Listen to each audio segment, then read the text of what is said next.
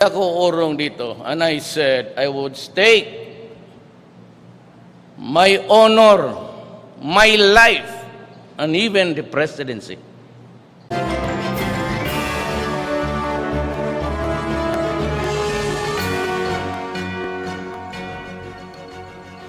Magandang tanghali, MPC. Kasama na natin si Chief Presidential Legal Counsel and Presidential Spokesperson Salvador Panelo. Good morning. Oh, good noon na pala. Good noon. Questions? I'm ready. Okay, Rose Novenario. Rose. Where's Rose? Ito, sir. Rose. Hi sir, good afternoon. Sir, may reaction po yung palasyo sa pagbibitiw ni Senator Kiko Pangilinan as LP President. Dahil daw po dun sa inaako niya yung pagkatalo ng kanilang 8 diretso. That's commendable. He accepts defeat. Ano po yung ine-expect natin na tawag dito? Mga pagkilos o yung magiging activities po ng LP dahil po dun sa kanyang pagre-resign? Well, that's for them. That's an internal matter to them. Ano ibig po sabihin ng naging yung resignation ni Kiko Pangilinan? Ano ang ibig sabihin ng para sa palasyo? Yeah, as he says it, he is responsible for the loss of the senatorial candidates of the Liberal Party in the Ocho Derecho. Yun din po yung pagtingin ng palasyo. Hindi. Sa amin, kaya natalo sila dahil yung taong bayan ay hindi naniwala sa kanila. Mas naniwala kay Presidente Duterte. Sir, thank you. Okay, may follow-up? Other issue? Wala na. Joyce? Kasi ang ginawa nila, referendum daw kay Presidente Duterte. Yun ang banat nila. This is a referendum of the performance of this president. Oh, yun ang issue eh. They didn't raise the issue against the candidates endorsed by the president or Mayor Sara, but they concentrated and focused on the performance of the president, and the issues raised against him. And the people simply repudiated them. Sir, on another topic. Sir Joyce po, here. Ayan. Sir, ang China nag-implement po ng annual fishing ban nila starting May 1 until August 16 sa South China Sea, which also includes some part of the West Philippine Sea. Inalmahan na po ito ng Vietnam. Ang Philippines po ba, what is our reaction to the fishing ban? Are we affected? I'll leave that to the Department of Foreign Affairs Secretary. But do you think, sir, maapektuhan tayo ng fishing ban knowing na part of our waters ay kasama nito? I will leave it to him. He is the head of the Foreign Affairs Department. Will you direct the Foreign Affairs Secretary to issue a statement on the matter? Nobody is going to direct anybody, not even the president. The department heads know their jobs. They will do as directed by the president in the previous cabinet meetings. May follow-up? Celerina? Sir, good afternoon. Will that be your policy from now on that everything about foreign affairs issues would be discussed by the DFA and not by you? Since Secretary Locsin made a tweet, I think last week or No, but that has ever been the policy. We talk about it. so right now you'll be more cautious in issuing Well, statements there's with regard- nothing wrong with my statement regarding any issue involving the country vis-a-vis another country. I didn't feel alluded to because, as I told you before, whatever the position of Secretary Locsin would be the position of the president. So sir, He could regarding be referring to another official, not me. regarding the trash, is there any update? Oh, yes. The DFA issued a statement that the Canadian government has already directed a shipping company to get the trash back. And according to them, it will be sooner than later. Any specified date? Walang sinabi. Kababasa ko lang ngayon. So that was coursed through the Philippine government already. There was formal communication. I think so because the DFA issued a statement. May follow-up? Follow-up? Okay. Joseph? Sir, as a concept, Concept. Concept. As China imposing a fishing ban in our waters that could potentially include our EEZ, is that not objectionable, sir? Considering our past statements that we will assert, and even the president talking to President Xi, bringing up the arbitral tribunal as a concept, sir, China imposing the Well, the policy of the government will always be consistent with its policy that it will assert its sovereignty over the areas claimed to be its own. So it will always pursue that line. All right. Given that, sir, yun pong fishing ban, is that objectionable on our part? Draw your conclusion. I If cannot, that's sir. against I'm- the sovereignty, that's our position. Which is, Which is, what do you think? Is it? sir, I'm not the presidential spokesperson, sir. What is it, sir? Is it objectionable for a sovereign country to have its property or island assaulted or intruded into? If your answer is yes, then the So you- answer to your question is yes. So you're saying the answer to my question is yes. You use two big words there, assaulted and intruded, Yes. meaning In other words, we will always be consistent. But I will leave that to the Secretary of Foreign Affairs to make a direct statement on that. so sir, you, the imposing of the fishing ban, you said is an assault and an intrusion. No, I was asking you, would you consider that as an assault or an intrusion? Why can you not say, sir, that it's an assault? Because or I'd rather leave it to the Department of Secretary of Foreign Affairs. Hannah. Hi, sir. Good afternoon. Sir, may report po ang Asia Maritime Transparency Initiative Center for Strategic and International Studies na yung most destructive boats po ng China ay spotted po sa Panatag Shoal at may mga bago po silang harvest ng mga giant clams at sinisira po ng mga Chinese ships na ito yung ating coral reefs dun sa pag-harvest ng giant clams. Nakarating na po ba sa inyong ulat, sir, at ano po yung move ng palace dito po? I have not. This is the first time I've heard of that. And I suppose the Western Command should make a validation of that and then refer it to the Secretary of Foreign Affairs for whatever action the department may take on that issue. Magpa-file din tayo ng diplomatic protest. That depends on the DFA. Okay, sir. Questions? MPC? Rosa Licos? Microphone, please. Good afternoon po, sir. Actually, yes. Regarding po sa issue ng Huawei, Huawei, yes. Telephone. opo, nababahala po ang US at ang ibang bansa sa banta ng seguridad na dulot ng Huawei at kinansela na rin po ng Google ang Huawei sa mga app nito. Meron po bang aksyon na gagawin ng Pilipinas lalo na po ang third telco player po natin ay mula sa China? At meron din po ba tayong pag-iingat na ginagawa?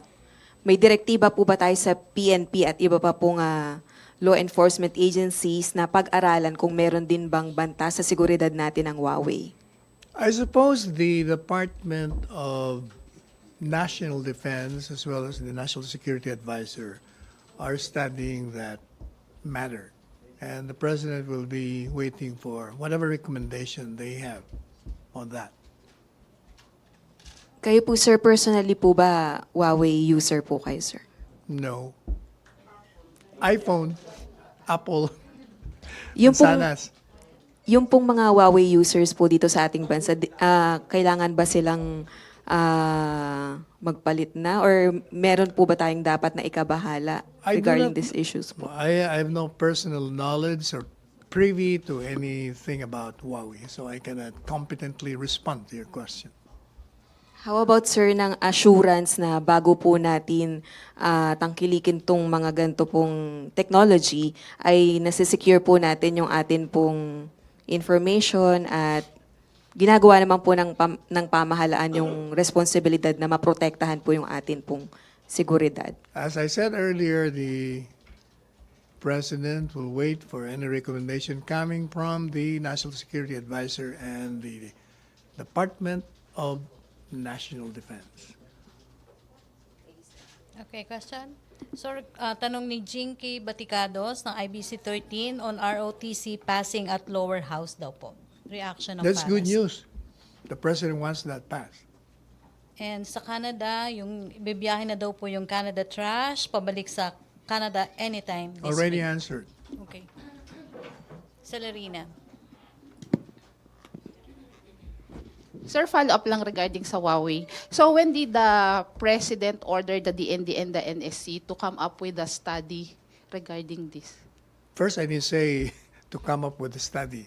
I said earlier that I suppose the Security Advisor and the Department of National Defense are studying the matter. So you're Given not, that it has been brought to the public knowledge So you're- on certain apprehension relative to the use of Huawei. so you're not sure if there's an ongoing study right now? No, I'm not sure, but I suppose they're doing that. So there was a report before that I think that Department of Foreign Affairs cautioned the DICT regarding this matter. Then So with are more you- reason, the Department of National Defense and the Security Advisor would be studying that, since a department head has raised concerns. Okay, Hannah? Sir, kay ano po, ex-NYC Commissioner Ronald Cardema, Yes. sabi kasi ng COMELEC, may age limit po. Yung kung sino po yung mag-represent para sa youth sector. Pero pinaninindigan po ni Cardema na wala po daw age limit. Do you have any advice since, legal advice po since ano naman po, kasama na po ng supporter po ng administrasyon si Cardema, sir? At ng Pangulo po. First, that's a COMELEC issue, and COMELEC should decide on that. Now, with respect to being a supporter of the President, as we have already repeatedly said, no allies, no friends, no supporters, if they've committed any wrong, will be tolerated by this government. We've referred the case of Cardema to the DOJ because we have received reports that despite his filing of a certificate of substitution, he presided over a meeting subsequent to that certification. So we are referring the matter to the DOJ. Follow up, Sir, may sorry. Sorry. So may violation po sa side ni Cardema, sir, dito. That's why we're referring it, because we've received reports that For he what has charge? presided. Sorry, sir. Usurpation po, sir? Ang pwedeng i-charge That's dito? for the DOJ to determine what kind of violation he has committed. Ace? Okay na. May follow-up issue doon? May follow-up? Ace. So, Sec, hindi alam nung Paras na may nangyaring ganong meeting na pre-decide niya, apparently. No, we didn't know about. We didn't even know about his filing of his certification until we read it in the papers. Okay, so DOJ is now studying yung We referred it to DOJ. investigating studying, Sec. Anong exact I just accurate? talked a while ago to the DOJ secretary. He will study the matter. Study on whether to file charges, tama po ba? Yes. Okay. Thank you, Sec. Julie. Hannah, pabot ng microphone, please. Sir, can we just get more details about Cardema's presiding over the meeting? How did you get the information? When did it happen? May ganun detalye po ba tayo? I received a text message. Okay. From? No, unfortunately, again, the sender was not or is not in my directory. Okay. What did not in my the phone message direct- say? Please, may we inform you that so and so presided a meeting on May 15 May 15. after the filing of the certificate of substitution on May 12. So and so, sir, was Cardema. So I think if he really presided, that will be recorded. That's supposed to be recorded. All meetings of the commission is recorded. It will reflect. It will be there on the record. That's very easy to determine. And all you have to do really is to ask the commissioners, who are the other commissioners. Sir, so the palace sees that as conflict of interest? Isn't that what? Does the palace see that as conflict of interest? The fact that he already filed a petition for substitution and yet he still presided over a meeting of the NYC? As I said, I referred that to DOJ. As a lawyer, I have my own reading of that, but since I already referred it to DOJ, I would not preempt that. Okay, follow up, Ace. Will that investigation or studying ba by DOJ include yung allegations that he used his post to Yes, promote that- yung that's Duterte included. youth, Yes, yung using of resources daw? that will be included. Okay, salamat, Sec. May follow up pa? Other issue? Joseph. Sir, ano lang for record lang. So yung presiding of the meeting on May 15, he should not have done that, yes? Because if he is already resigned, how can he be presiding a meeting? All right, yun muna, sir. Okay, Tina. Tina Mendez. Sir, any update kung inaccept na ni PCSO Director Sandra Cam yung challenge ng Malacañang for her to resign? Sandra Cam, sir. I have no info on that. Wala pa akong alam. So would you push for it? Kasi hindi pa naman siya resign and marami siyang sinasabi laban sa very institution that she was supposed to protect or she is supposed to protect.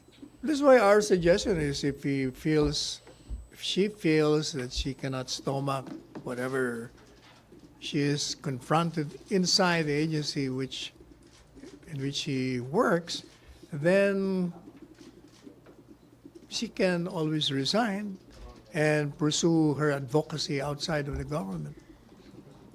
Pero sir, yung Office of the President, nagkakaroon na po ba ng kahit na motu proprio investigation into her allegations?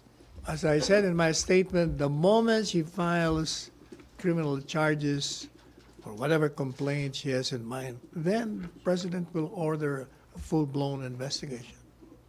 Thank you po. Questions, MPC. Joseph?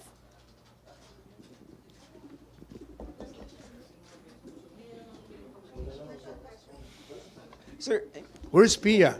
Wala naman si Pia. Wala rin si Maricel. sir, pasundutan mo. Proclamation. Hindi pa. Di ba mamayang gabi pa yun? Hindi matutuloy. Sir, ah? yun lang soundbite. Wala pang proclamation today because I think they have to wait for some DCCOC Wala pa? overseas. Nireset nila?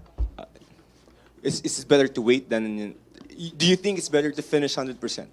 That's for the COMELEC to decide. We would not interfere. Sir, okay. Sir, balik lang ng konti sa China. Number one, sir, predicate to the question. Si Presidente brought up the tribunal ruling before the meeting with the President Xi. That means we're standing by that decision. Now, the basis of China's fishing ban, do you think that is consistent with the arbitral ruling that invalidated, for the record, China's non-dash claim? Again, I will leave it to the Secretary. We had an agreement on that. You had an agreement. Yes, that he will make any position on the matter. Why is there an agreement? What happened? Well, what do you mean? No, ano lang yun, implied. We call that courtesy to the department heads. So, pag po yung question ni Celerina, if there are foreign affairs questions, Siya muna. we will not have any opinion. Siya muna. Siya mo. All right. Questions, MPC. RJ? Tanong? Okay na? Okay, thank you, MPC. Thank you, Makaka-breakfast na ako? Secretary Panelo. Hindi pa. Okay, Joseph. Baka kasi mamaya Sir, sa health ng Presidente, what do you make of this, persistent? Halos buwan-buwan yata kami, sir, may istorya na nagkakasakit si Presidente. What does the palace make of it? You must remember that the President is very transparent on his health condition. During the presidential campaign, he was already telling us, tanda na siya, Lahat ng sakit ng ganong edad meron siya. And then when he assumed the presidency, sinabi niya na, inisa-isa niya yung sakit niya, di ba? Sinasabi niya naman, pag nagpa-check up siya, sinasabi niya, tinutuloy mo, nagpa-regular blood check-up ako. So in other words, kung talagang serious, he will tell us. Pero kung sakit ng ulo lang, migraine, hindi naman kailangan na sabihin niya. Pero sir, yung po mga ganyan na halos buwan-buwan may umiikot na may karamdaman siya or nagpatingin siya, what do you make of that? Is that like... Hindi, kasi nga kuminsan pag hindi siya nakikita sa publiko 1 or 2 days, nag-i-speculate, may nag-i-speculate na kagad. So nothing to worry about, sir? Personal sir? No, nothing to worry about. Okay. You will see him. I think he has a 4 o'clock. Visuals only. Meron siyang 4 p.m. Sir, can we make a something. formal request to include reporters later? Come on. I-request natin. Okay, Tina Maralit. Sir, isang maikli lang po. Sir, balik lang po dun sa issue sa China. Halimbawa pong ma-validate ng Western Command na yung spotted Chinese vessels po are indeed harvesting again in the endangered giant clams. Given that in the past, we've filed a slew of diplomatic protests, sabi nyo nga po, plus the President even raised our territorial issues when he was in Beijing. Doesn't the palace see this as China not taking our protests or our claims seriously na parang binabaliwala The tayo? DFA will make its move if that's been validated. Sabi nga nung American law professor, you know, your reporters ask one question in 12 different ways, and you have also 12 different ways of answering them. It's all the same. All right, sir. Thank you. Okay, thank you. MPC, no more questions? Thank you, Secretary Panelo. Thank you. Thank you, MPC back to main studio sa Radyo Pilipinas. Radyo Pilipinas and People's Television Network.